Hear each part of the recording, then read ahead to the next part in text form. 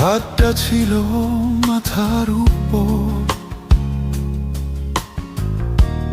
ভালোবাসা ছিল অটুট।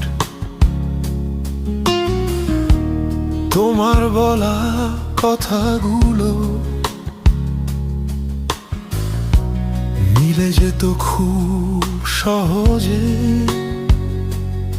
শাসন গল্পে কেটে যেত স্বপ্ন গড়ার দিন। বাবা তোমার হাতটা খুঁজি, আঁধার ঘরে শুই। বাবা তোমার বুকের পাঁজরে সাহস খুঁজে বাঁচি।